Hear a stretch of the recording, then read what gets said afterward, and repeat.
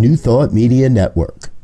We are a global broadcast network of positive music, media, and entertainment, inspiring humanity's evolution along the journey of enlightenment and creating a world of love, peace, empowerment, and prosperity for all. New Thought Media Network. Positively inspiring.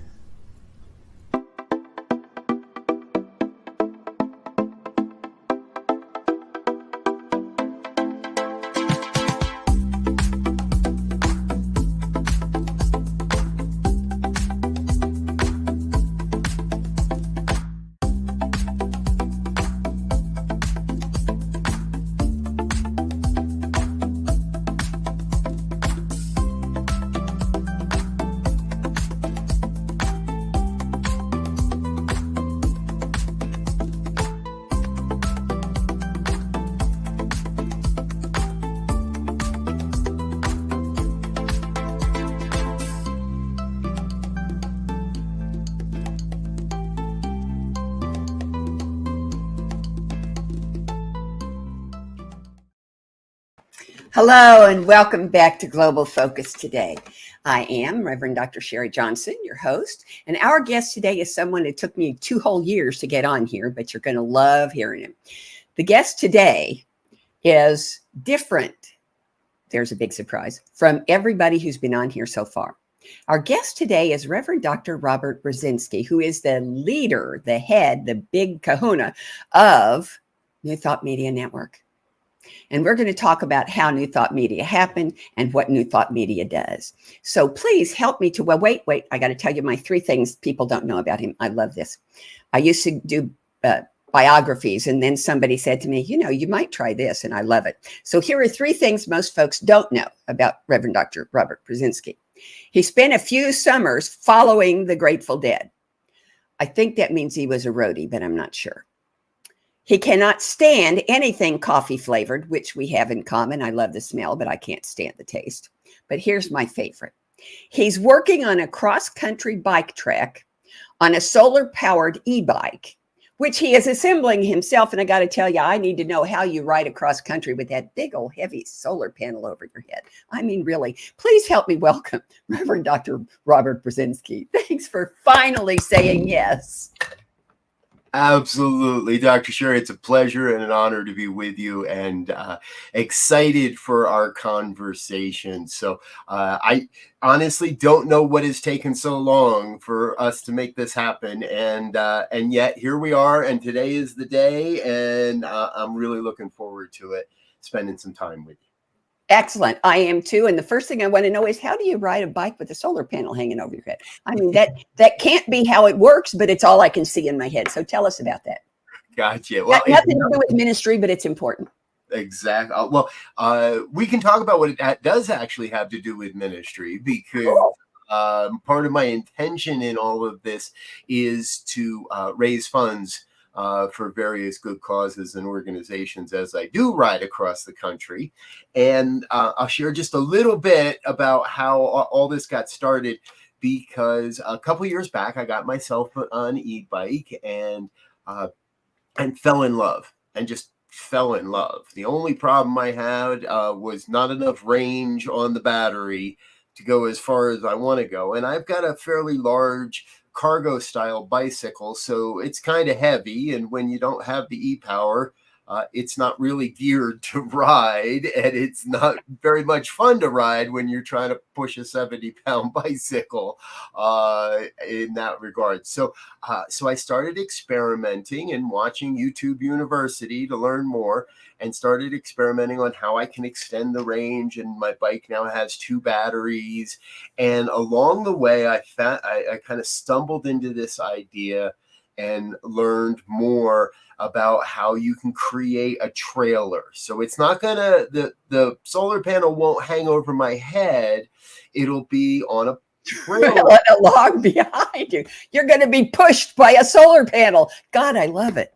In some ways, yes. So I rescued an old children's style bicycle trailer, and I'm retrofitting that, and there will be a solar panel on top of that. So the solar panel will be at about the level of where my butt is, where I'm sitting on the bike, just a few feet behind me, and then inside that inside the trailer is where you put a big what's known as a LiPo 4 battery, and you put your converters and all your electronics go in there, and all the things you're going to need to travel with. The small camp stove, your sleeping pad and sleeping bag, a small tent, all those things. So it'll be much like a solo bike packing trip. I'm just going to harness the power of the energy to charge up the batteries while I'm riding. So when there isn't as much sunlight, I have a reserve battery to help propel me across the country.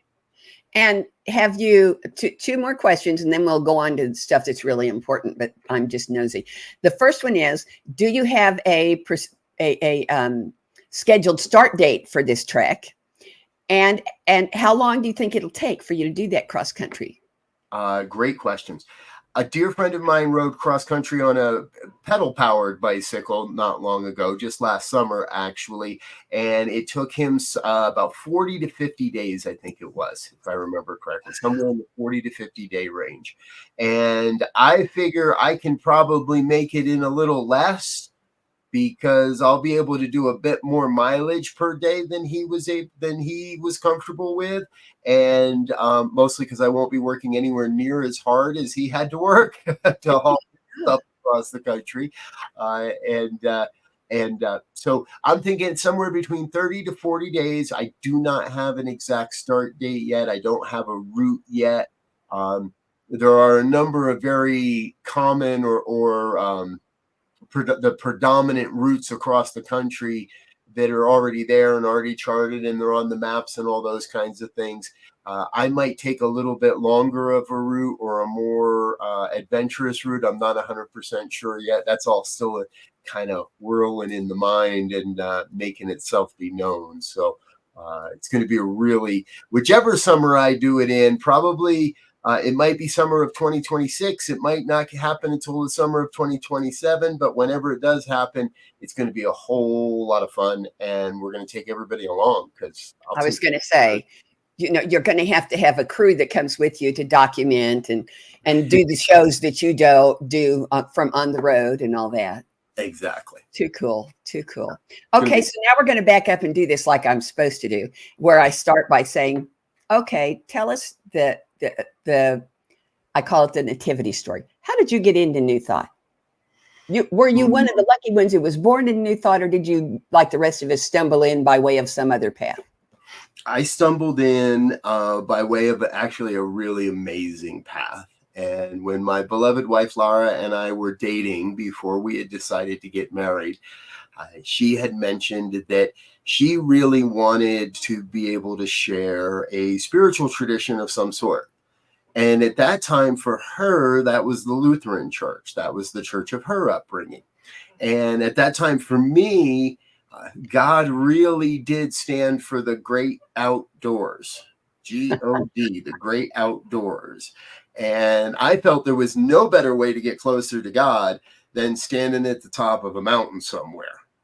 And many of my weekends, and especially my Sundays, were filled with getting out into nature, being out in the wilderness, whether it was in a canyon in the desert or, again, at the top of a mountain. I just love being outside. And I was really falling for this girl. So I was kind of like, all right, I'll go with you for a while, and we'll check some things out. And we searched and we searched, and we spent the better part of a summer looking at various spiritual traditions and faith traditions in different churches. And none of them really struck with me. None of them moved me. I oftentimes came out thinking, I just got 45 minutes of being told how much of a sinner I was for 15 minutes of salvation at the end. And well, if that's the way it works, then I can have a good time during my life. I'll just ask for forgiveness in the last few minutes and it'll be given, right? And so nothing really stuck. And one day, Laura had she had a day where she had a coaching session with her personal coach in the morning, and then had a catering gig that evening where she would be out running her business until kind of late in the evening. It was a Friday. I had a day of work. And so I left before her coach got there. And when I got home in the afternoon, there was this big white and red book on the table that said The Science of Mind. Being a Friday night, and knowing she wouldn't be home until well after midnight, I had the choice between the television and this mysterious book. I had no idea where it came from. And so I picked up the book and reread those first 4 chapters maybe a few times by the time she got home. And it was a lot of turning back the page, going, wait a minute, it didn't. Oh, okay. And even in those first 4 chapters, just back and forth. And it was all kind of clicking in my mind. When she came home, I was pretty much in tears. Like, what is this thing? What is this book? Where did this come from? And she explained that, oh, my coach left it here this morning and said it's a church and we might be interested in it, because she knew we were searching for something to share. Sure enough, we were interested, and fell into the Salt Lake Center for Spiritual Living in the late summer, early fall of 2001, and really have never looked back. And it has changed the course of both of our lives. It has made our marriage, and even in the rough times of our marriage, it has been the philosophy that has kept us together and allowed us to grow together and become something I don't think either of us ever imagined we would be doing or living the life that we now get to live.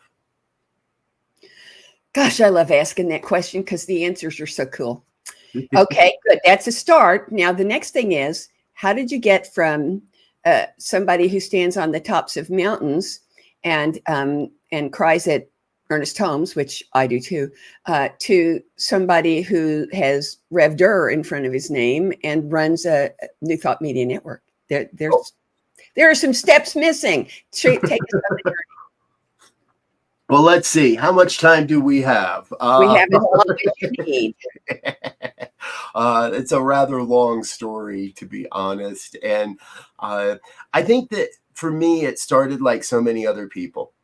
I became interested. There was something here that said, hey, there's something real here, something that you can use to make your life the life you've been desiring, and to live the dreams that you've been having, and to create what it is you've always known is within you. And so I started taking classes.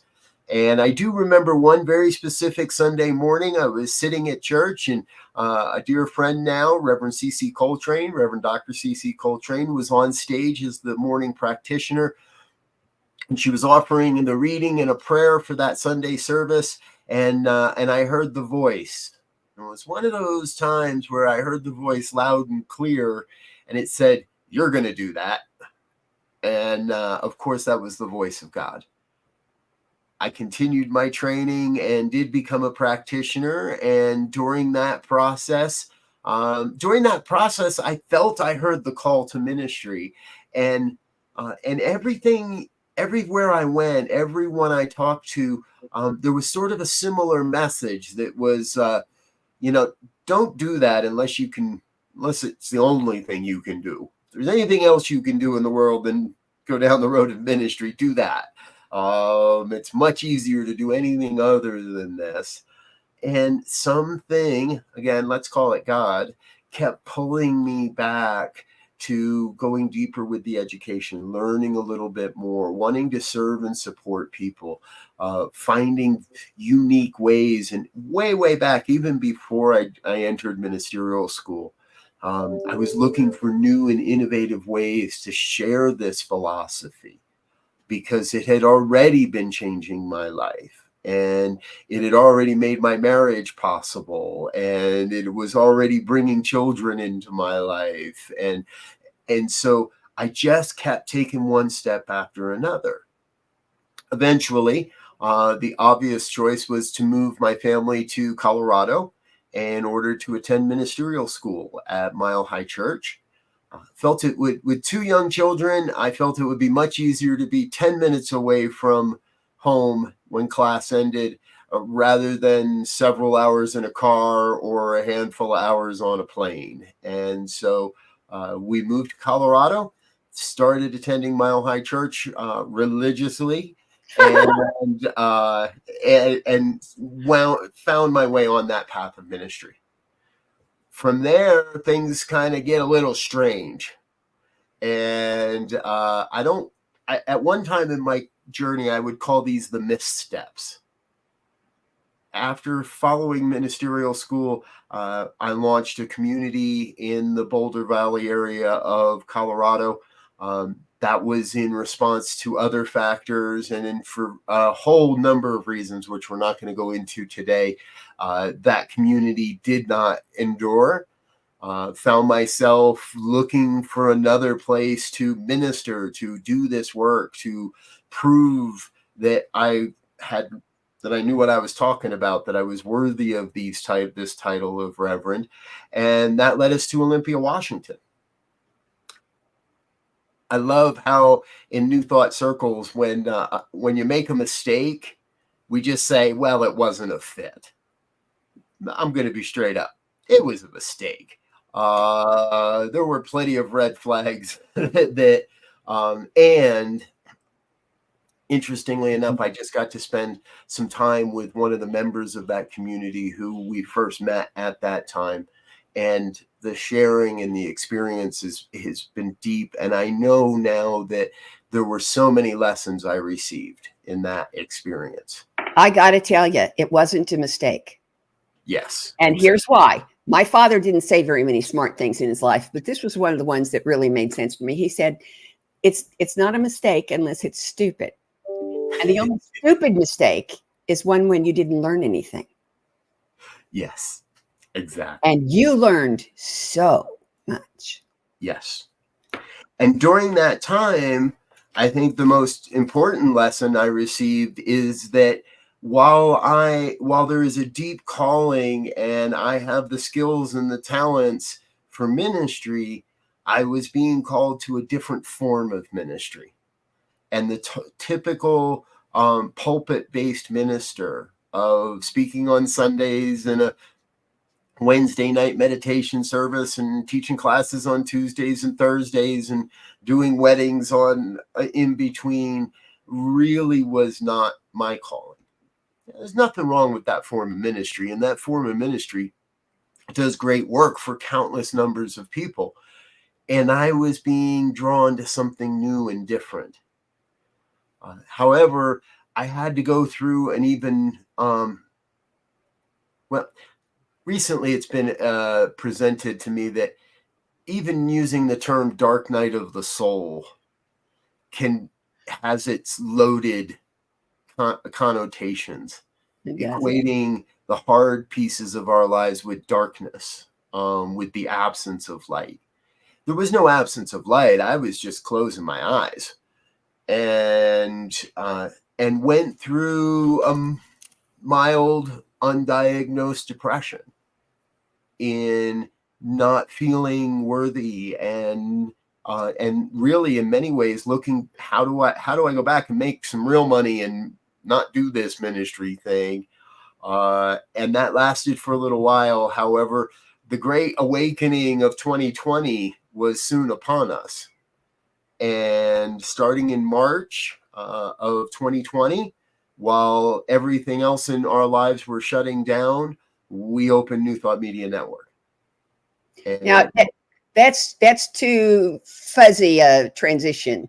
I want to know when it was that the voice said to you, okay, now here's what I really want you to do. Here's what you really were created for. What did that look like and sound like and feel like? That's where focus ministry comes from. Focus ministry, you said it yourself. Focus ministry is what you do because you can't do anything else.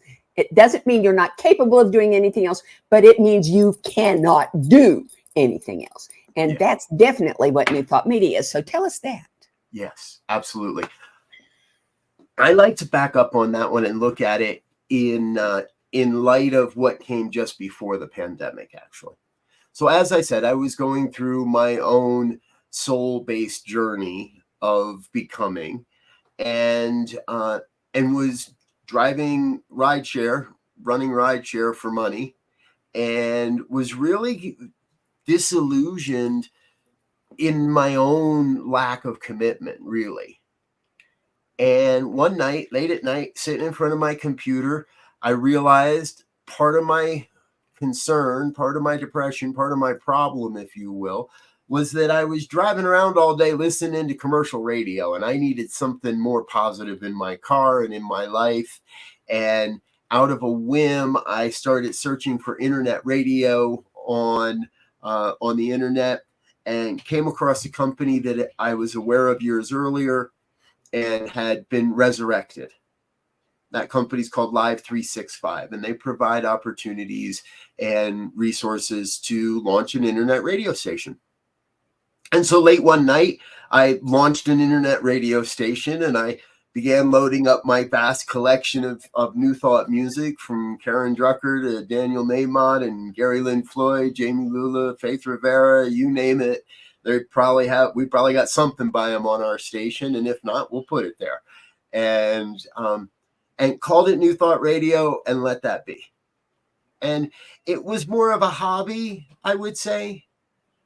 But when I look at it in retrospect, the seeds of not only this station, but what New Thought Media Network is now, were there in my visionings and in my spiritual work, going way back into even before I got into ministerial school. The seeds of what we're doing now were planted 10, 15, 20 years ago now. So as I continue to limp along, I guess, in my ministry, and had my little radio station, and was making that happen, in January of 2020, I had a phone call with my original teacher, and I was a little whiny. I was kind of being a little, I was just being, and I was crying and whining about how it wasn't fair, and I had all these talents, and I'm just sitting in a car for 12 hours a day and dealing with all these people that could care less about any of these things, and the loving, compassionate soul that he is, said, I want you on a 30-day vision quest. Thank you. I knew you were going to get to visioning sooner or later. Yep, exactly. And he said, I want you on a 30-day vision quest.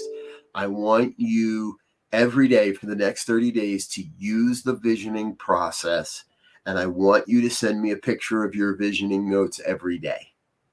And if you don't, I'm not going to take your phone calls anymore.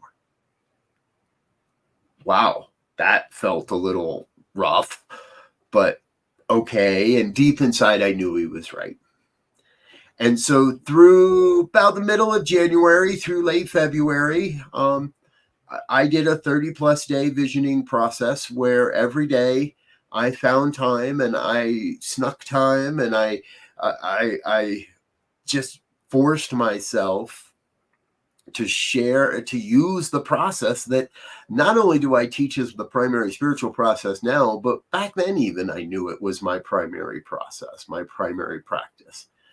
And in those 30 days, not just the seeds, but I caught a vision of what the flowers are going to look like. And some of those flowers we're experiencing and witnessing now in this ministry. Some of those flowers have yet to sprout. Some of those flowers have yet to bloom. There are flowers in every stage of development across this ministry at this point. The conversations that I'm having with people, the places where I've been asked to serve in a greater way, in leadership within the International New Thought Alliance, within the affiliated New Thought Network. Places where I've been asked to step up and utilize and demonstrate these principles in a greater way, and the growing edge places that not always talking about, the bike ride across country, other projects that aren't yet made ready to be public, but are in the works. I find when I get myself out of the way and follow the vision, miracles happen. Okay, now that's 3 times, so I have to stop you. I know about visioning because I know you. And all of the people who work with you know about visioning because they know you.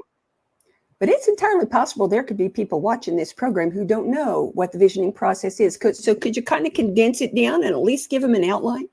Absolutely, yes. Recently, over the last 6 months or so, I've actually started to use a slightly different term for the visioning process. Now, at its basis, visioning is a meditative inquiry. Within our meditation, we inquire. We ask questions. We ask a very specific set of questions. And in a good visioning process, we ask the same questions again and again and again and again and again. Hence the 30-day challenge that my mentor put me on. 30 days of asking the same series of questions reveals those things that kind of pop up and those revelations we have that continue, that are ever present, that keep reminding us of our greatness, of our calling. And sometimes we get those things that seem a little on the fringes and just sort of aren't enduring, don't show up. So at its basics, we're asking the divine source, what is the highest vision for my life? What do I need to hold on to? What do I need to let go of? What is it I need to be doing? What information do I need to continue moving forward and fulfill this grand vision for my life, for my ministry, for the businesses that I may perhaps run, for any aspect of our lives? We can tap into that greater universal wisdom, that greater universal revealing, the vision. When I think of it as a meditative inquiry, it feels more approachable to me. And in today's world, I think most people understand what meditation is. And I think most people understand how we can ask questions. Now we add the specifics of the questions, the specificity of the questions, and we record our experience. We write down in a book, handwritten, what we experience for each question. When I look, I have a book here. I can look back and look at, well, on, let's say, February 13th of this year, I can look and see what I experienced as the highest vision for my life, as the highest vision for this network, as what my soul's purpose is. And so over time, we create a record of really our own evolution, our own progress, and our own growth. And we can see where things come and go in our consciousness, and we can identify those things where it is most beneficial for us to put our efforts. Now, I have to tell you, I just love the term meditative inquiry. Oh, good. Because that takes it from visioning, something everybody does that's a sort of a formal process, a tool, to something that's personal and active. Yes. So I love that. That is so wonderful. But what I really love is that you just asked yourself one of the 5 questions that I ask every guest. And I'm going to ask them out of order so that I can ask you the one you just asked, which is, how does what you do, how you do it, how does your ministry and you as a minister, how does all of that encourage, enhance, develop, promote, pick your own verb, conscious evolution? Yes. Sharri, I do want you to know, I do watch your show, by the way. So I do know a little bit about which questions are coming. And I love the answers that you get to this as well. Because we're always evolving. No matter who, no matter where, whether we realize it or not, we are evolutionary beings. We're evolving beings. Now, sometimes we hide from what is revealed to us, and sometimes we embrace or dive into what is revealed to us. And for me, consciously evolving means that I am always focused on the activity of my work, of my prayer, of my spiritual practice, of my visioning, of my meditation and my inquiry. So for me, this whole thing is always promoting that for others by simply saying there is an invitation here. If you would like to know yourself better, if you would like to know the greatness that you are and what you are here to bring to the world, if you would like to catch a glimpse of the magnificence that is awaiting your acceptance of it, this practice gets us there. And I believe that as more and more and more people are becoming conscious, active, participating in their own evolution, that's how we create a world that works for all. That's how we raise up the consciousness of this planet. We don't have to argue or fight against the dying consciousness, the consciousness that is receding in our human culture. We just got to keep striving to participate, to engage with the vision that is pulling us forward. And that, to me, is conscious evolution. I'll take an order of that. Okay, now I'm going to ask you the question that was supposed to come before that one, which is there anything that you want our viewers to hear, to know about you or about what you're doing that I haven't asked you about? Oh, wow.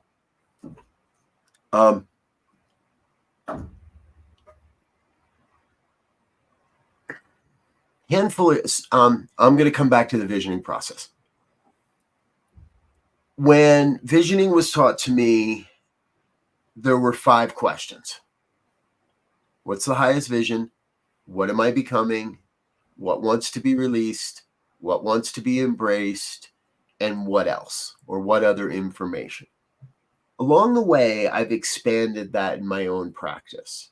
And the questions that I've added are not just, oh, let's see how this does.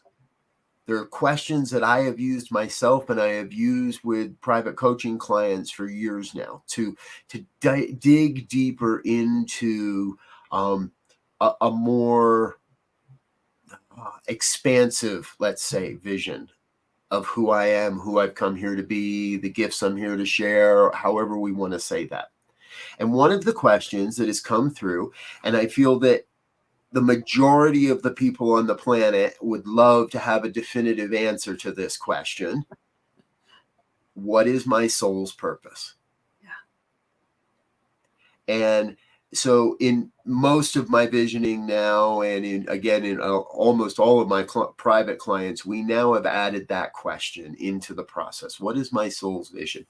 And it was about, maybe it's even longer now. Maybe it was definitely after we've started the network that a phrase started coming through in my visioning. And at first, it wasn't every time it would pop up. It's come to the point where when I ask that question without hesitation, even before I ask it in some occasions, I hear the phrase love and be loved. It's something that just doesn't go away. And even if I were, when I let my monkey mind into the game and my monkey mind says, oh, let's see if we can get through this without love and be loved. Let's see where, it's there. Who would want to? Exactly. Me. And as I started to recognize that this phrase is popping up in different places at first, and then solidly within my soul's purpose. So every time I think about it, what is my soul's purpose here in this experience, in this event, in this conversation? What comes through is to love and be loved. yourself love what's happening, love the person you're in front of, regardless of it, of the appearances or the words or what's going on. If you can come from love first, then you will be loved. And if you put be and loved close enough together, it becomes beloved. So love and be love, my beloved. It's become the driver. It's become the reminder. And what I fully believe is, as I consciously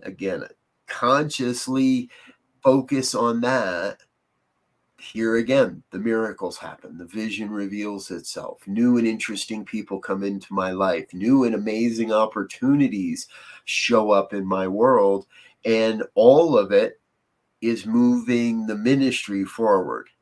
All of it serves to move the revelation, the sharing, the expansion of this message that is the New Thought philosophy into the hearts and the minds of others around the planet. Okay, now here's the third question. It sounds a whole lot like the one I asked you first, but it's not the same question.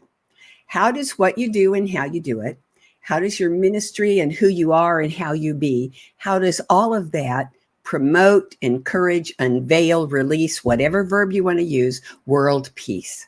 Yes. Somewhere along the line, I was introduced to the book by Sharif Abdullah, A World That Works for All. And those that listen to me, follow this network, you hear that phrase a lot. That phrase has been adopted by other organizations, and it's been shifted a little by other organizations, and it's all, but to me, it all comes back to that. Now, in order to truly create, in order to truly live in a world that works for all, I believe everyone need to have this information, this understanding of our oneness, of our deep, deep unity in the world. And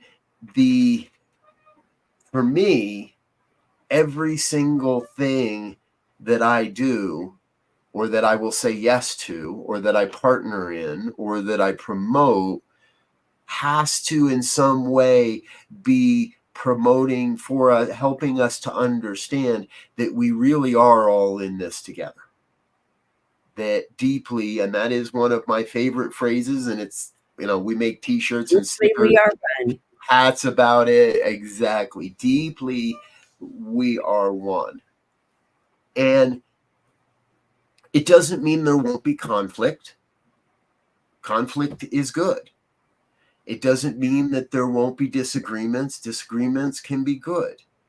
But it will be that no matter what side or perspective I may hold in a disagreement or a debate or a conversation, I come from that deep sense of respect that you and I are one, are part of the oneness that is revealing itself, and that we are coming to understand is there's no way to get to a world that works for all if we're not all working towards it. So the work we do for New Thought Media Network, the work I do as a visionary, as a mystic, as a teacher, as a promoter, as a guide, whatever we want to call it, all of that is promoting world peace, because every time somebody comes to an understanding of oneness, well, what we also happen to immediately recognize is it is through that understanding that we can come to know peace in ourselves. That peace then ripples out into the organizations and the communities we serve. And that is how we change the world. Okay, last question. Well, next to the last question. This question is the one that most guests enjoy the most. So you got to close your eyes because you're going to use your imagination. So we are presuming that everything, every detail, every event, every relationship, every occurrence, every object, every encounter goes exactly the way you want it to go. 10 years from now, what does Robert Brzezinski, Reverend Dr. Head of New Thought Media Network, look like? Well, I can start with the fact that my hair won't be so gray.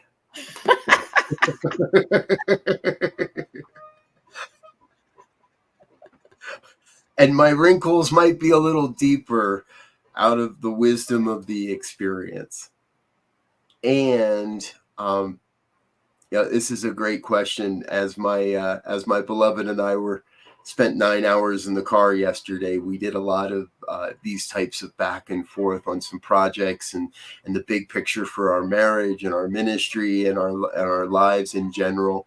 And if I can point to the vision, the vision includes New Thought Media Network having its own intentional community. But it does not include me sitting on a throne at the front of the room telling everybody else what it is they need to know in order to be a part of this intentional community. For me, as the human aspect, I see a world where world travel is part of the norm. And since beginning this network in the last 4 years, I've come to realize that part of a bigger vision for me is to support the uprising of the New Thought philosophy, no matter where or no matter what it looks like, no matter where on the planet it might happen, no matter what form it may take. And over the past few years, New Thought Media Network, we have been to Switzerland and we have seen how New Thought uprises there. We have been to Kenya and we see how New Thought is growing and rising and there, and have just returned from the Convention of the Americas, where we get to see what 10 years of intentional community building in the Spanish language countries and in the Spanish language, what that has accomplished. And we're supporting that rising, that uprising of New Thought in, again, whatever form it may take and wherever it may take on the planet. So 10 years out, I'm a full believer. I'm never going to retire. And I'm probably not ever going to slow down. So 10 years out, if what we've accomplished in the last 4 is the early stages, and over the next 2 years, I would expect an ever increasing exponential growth, you're going to see a media network that stands shoulder to shoulder with the big guy, with the quote mainstream media. You're gonna see a New Thought think tank that is influencing the policy decisions made by politicians across this land. You're going to see global outreach. You're going to see more, just a greater and a greater expanding vision for how we share New Thought and how we support those that are practicing this philosophy, because again, that's how we create a world that works for all. I love it. And you know what the last question is, but I'm still going to ask it. Will you come back? Absolutely. But I do have a condition. All right. What's the condition? Because I knew you were going to ask this question. And I know you're booked out probably another 1.5 years before I can No, only till July 15th of next year. Okay, so not quite a year. I'll take July 15th of next year. But you've got to promise to come on my show on Tuesdays, New Thought Today. And we don't do anywhere near as good a job as you do as scheduling people in advance. So I got all kinds of dates this fall. And cool. You got to promise. We'll talk afterwards and figure out which dates. But you got to promise to come on my show. You got it. I would love to. I'd love to have you on that. Have a deep, and then we get to focus all on you. Yeah. I'm going to ask you these questions. Well, I have answers. All right. So next week, our guest is Reverend Doctor. She just became Reverend Doctor Michelle and her maiden name is Davis, and I can't pronounce her. She just got married, and I can't pronounce her new name yet because I haven't heard from her yet how to pronounce it. But she's going to be talking about Sofa Sundays, which is the most unusual Sunday focus ministry, pulpit ministry melange you've ever encountered. It's really cool. And I know you're going to enjoy it. And there's going to be stuff you never heard of before and things that you will learn and enjoy. So don't miss it. We'll see you then. And don't forget, I love you. Bye-bye. Amazing, amazing, you will do amazing things. Amazing, amazing, you will do amazing things. On behalf of everyone at New Thought Media Network, thank you for being a member of our virtual family. Your financial contributions help share the New Thought message with people from around the world. Please visit and contribute at www.ntmedia.org/donate. New Thought Media Network, come be you. And please like, share, and subscribe. Until next time.